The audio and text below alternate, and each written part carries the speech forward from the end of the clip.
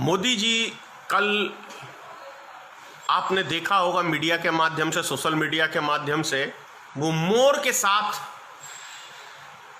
अपना time pass कर रहे थे। कितना काम कर रहे थे मोदी जी, आप इससे अंदाजा लगा सकते हैं कि मोदी जी के पास कितना काम करते हैं कि वो मोर के साथ अपना टाइम पास कर रहे हैं, जो कि पूरा देश कोरोना वायरस की महामारी में 56,000 लोग अब तक कोरोना वायरस से मर चुके हैं। लेकिन हमारे देश के प्रधानमंत्री श्री नरेंद्र मोदी जी व्यस्त हैं, मोर के साथ मनोरंजन कर रहे हैं। वो भी घर में मोर पाल के रखा है भाई, और उसका सोशल मीडिया में दबा के वायरल तस्वीरें की जा रही हैं।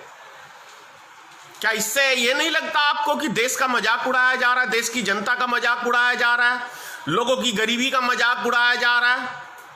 क्या आपको ऐसा नहीं लग रहा है? या यूं कहें कि कोरोना वायरस के नाम पे एक बड़ी साजिश को अंजाम दिया गया है। बड़ी साजिश का मतलब समझ रहे हैं आप? कोरोना वायरस में लॉकडाउन इसलिए कर दिया गया कि आप घर से बाहर ना निकल सके, क्योंकि मोदी जी को देश की एक एक संपत्ति को उनको बेचना था। अगर कोरोना वायरस के चलते मान के चलिए लॉकडाउन यदि नहीं होता तो लोग रोड पे उतरते, राजनीतिक दल रोड पे प्रदर्शन करते, हंगामा होता देश के अंदर। इसीलिए आपको पिछले 6 महीने से लॉकडाउन किया गया है, और 6 महीने के दरमियान में देश की एक एक संपत्ति को, बीएसएनएल को बेचने का काम किया है मोदी जी ने। और सबसे बड़ी, जीवन के साथ, जीवन के बाद भी जो एक विज्ञापन चलता है LIC,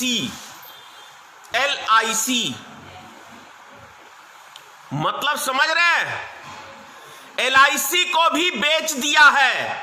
हमें कोई नहीं पता कि जो पैसा हम LIC में जमा कर रहे हैं वो प्राइवेट कंपनियों के हाथों में दे दिया गया है, और वो प्राइवेट कंपनी कब दिवाला निकाल के आपको ठेंगा दिखा दे, इसकी कोई गारंटी नहीं है।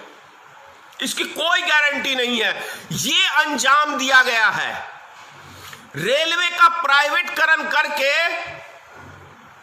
आप रोड पे विरोध नहीं कर सकते हैं, लेकिन लाखों की संख्या में, आपको बता दूं, लाखों की संख्या में विरोध हुआ है। रेलवे कर्मचारी रोड पे उतरे हैं, लेकिन इसका किसी भी गोदी मीडिया ने एक शब्द नहीं दिखाया है कि रेलवे के कर्मचारियों ने नरेंद्र मोदी सरकार का विरोध किया है, और वो रोड पे लाखों, कई लाखों की संख्या में वो रोड पे उतरे हैं। लेकिन आपने कहीं भी एक जरा सा लफ्ज नहीं, किसी भी मीडिया में आपने देखा होगा। क्यों नहीं देखा?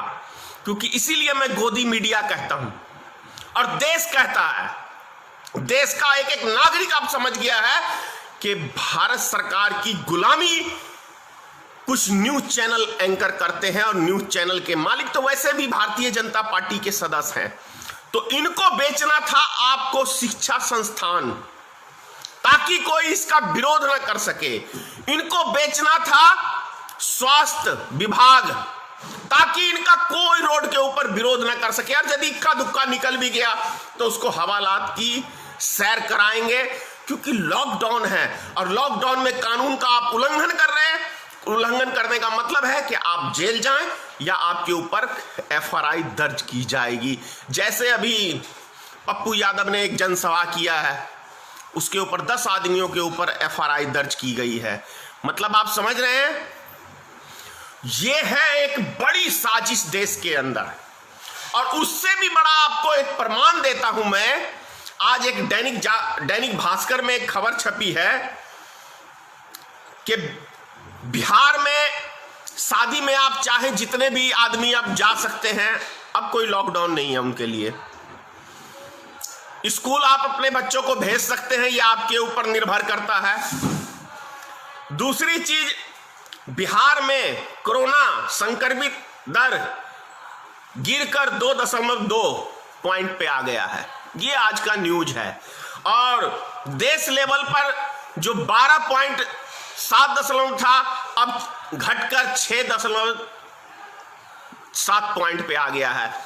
जो कि हकीकत यह है कि डेली आप देखते होंगे टीवी समाचार में कि आज 70,000 निकला कोरोना वायरस का मरीज का, आज 55,000 निकला, मतलब बढ़ोतरी हो रही है। लेकिन न्यूज़पेपर में यह दिया गया है कि सभी चीज की संख्या घट गई है, इसीलिए चुनाव का माहौल अब तैयार हो रहा है।